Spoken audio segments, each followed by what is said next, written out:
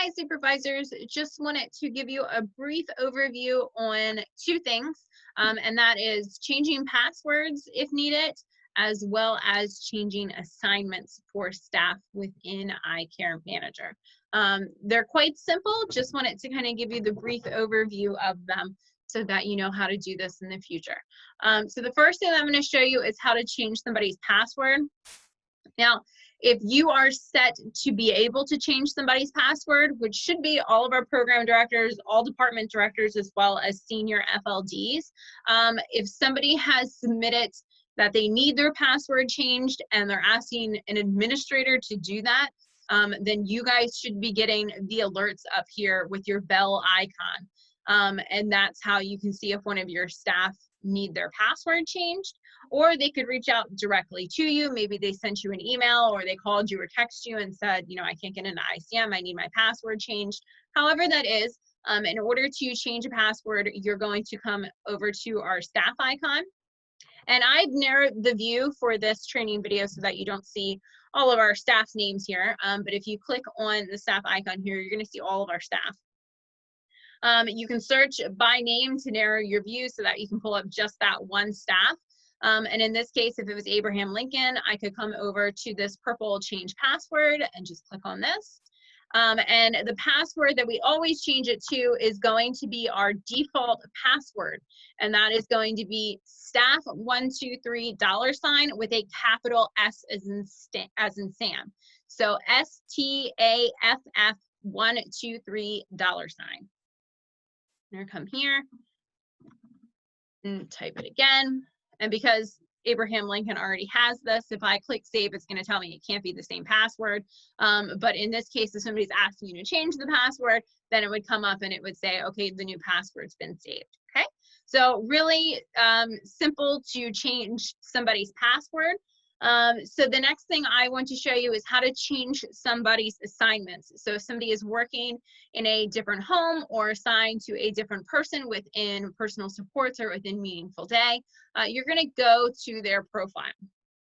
And up here, you should have the ability to click on assigned people, and you can click here. And this, because this is my test guy, so he has access to a number of sites because I need to test certain things out with him. But really, we should not have a staff person that is permanently assigned to this number of sites. The next module that we are rolling out within iCare Manager will be the staff training module. And the first rollout of that will just be sort of the basic training that everybody is required to have, you know, CPR, first aid, DDA, if they're in med tech, CMT, all of that stuff. But eventually what's going to come in here once we roll out PCPs, it's going to be all of the person-specific trainings as well. So training on somebody's PCP, training on somebody's nursing plan of care, their feeding protocol, behavior plans, anything like that is all going to be tracked in iCare Manager. And so if somebody is assigned to you know, this number of sites, it's going to show that they're out of compliance if they haven't been trained in all of those person-specific trainings as well, and they're not up to date. So really, it's not feasible. I would imagine it would be quite physically impossible that we would have a staff person that would be able to be current and trained on this number of sites and this number of individuals at any given time.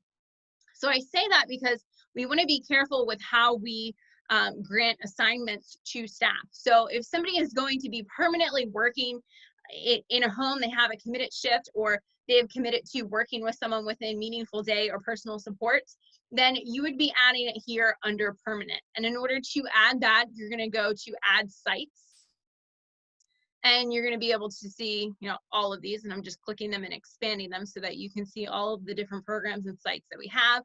For residential in Anne Arundel, obviously it's quite a few homes. And then we have residential in Carroll County. So if it was a different home that this person was going to, you could click on that home. I don't remember where Abraham Lincoln is currently at, so we're gonna do Irish and hope that that's, yeah. Okay, I would just, it won't let you add it if he's already there. So that's how you add a home for a permanent assignment. And then if you wanted to add, you know, a different program, maybe if we're looking at personal supports, maybe in Carroll County, we could click on that and say add that. And for personal supports, the goal would be, obviously, there's no way that this person's going to be trained to work with this number of individuals. So when you assign them to a program like Personal Supports or Meaningful Day, you want to click on this and you want to narrow their view. So in order to do that, first you're going to unassign them from everybody, because there's no way they're going to be trained on 109 people. And then once they're unassigned, then you can go through and you can assign them to their few people. Maybe it's only one person, maybe it's 2 or 3 people, whatever that looks like. So in this case, you know, maybe this person's going to work with Anik. And you click on assign and assign. And now instead of 109 people, this person only has 1 person that they're assigned to. So they're only going to see that 1 person. If somebody leaves a home, they're not going to work there anymore. Kensington Avenue is an example here. They were assigned, but now they're unassigned. So if they were assigned to a home at any given time, it's going to stay here. It's just going to take it back down to 0. So I assign this person to the Irish home. So if I click on this and I don't want this person to have access to the Irish home anymore, I can say unassigned. Okay. So the staff person's not going to be able to see this home. Same thing for personal supports or support services. If I have narrowed their view from 109 people to 1 person, they're only going to see this 1 person. But as a supervisor, I can see where they were assigned to. And the reason for that is just in case you ever want to easily reassign them to a place, then it's already listed here. The other option that you have is called our on-call feature. And this would be if somebody you know is only temporarily working with a person or working within a home. So if you know that a staff person has signed up to cover, you know, the weekends at, you know, we'll pick a different home. Maybe it's Chestnut. This person's going to work, you know, the weekends for the next month or so.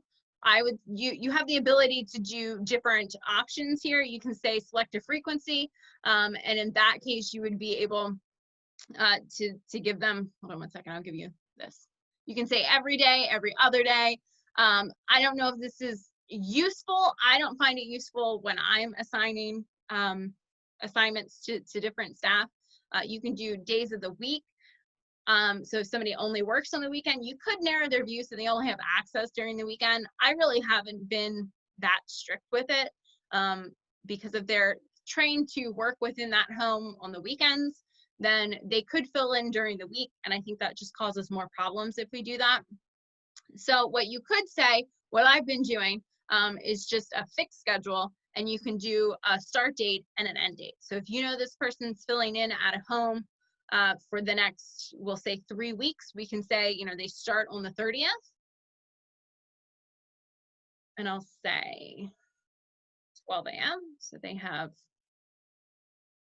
access to the home from the start of the day. Woo. And then, you know, maybe they're doing it through the end of June. We'll give them the end of that day. And if you save that, now this person has a fixed schedule. They're only going to be able to have access to our Chestnut Oak home from this date to this date, and then their access will automatically be cut off. So I'm showing you that because if you know that somebody's only asking you for temporary access for a person or a home or a program, please don't assign them permanently under here, because then you're going to have to remember to go back in and unassign them from that site or that person, because we want to make sure that staff only have access to sites and people that they are currently working with.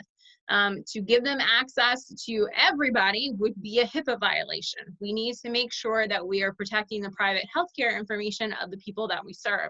And as we move everything from DMS into iCare Manager, a lot more personal information is going to get put on our individuals' profiles. So we want to make sure that only the people that are currently working with them have access to things like diagnoses and contact information and things like that. So everybody that's in a supervisory role above an FLD. I did not give the ability for FLDs to grant assignments. This is something that senior FLDs can do, program directors or department directors can do. And obviously, HR can also do that for new hires. So that's sort of a quick overview with assignments. Again, just want to clarify, you only want to assign somebody permanently to a site where they are currently working and they've committed to a shift there. It's not just a temporary assignment. I know that it would be a lot easier just to kind of say, hey, you have access to, you know, all the homes in Anne Arundel County. That way I don't have to worry about it because you're picking up shifts here and there. But the fact of the matter is, once we roll out that full-blown staff training, it's going to show that they're not in compliance with their trainings if they're not able to keep up with all of the different changes for the person's specific trainings. And for those of you in residential, you know our plan of cares and feeding protocols, they can change quite frequently. So you want to make sure that your staff has a feasible caseload and a caseload that they're only currently working with, and not possibly maybe in the future I'll work with them, because it's not going to be possible for them to keep up with the trainings that the system's going to ask them to take. Okay, so if you have any questions with this, please let me know. You do currently have access to do this right now. So if you have a staff member who you know is going to be moving to another site or needs access to another site, you have the ability to do that now. Obviously, I'm still here to help as well, so please reach out if you need assistance the first time that you do this. I have no problem helping. Thanks. Bye.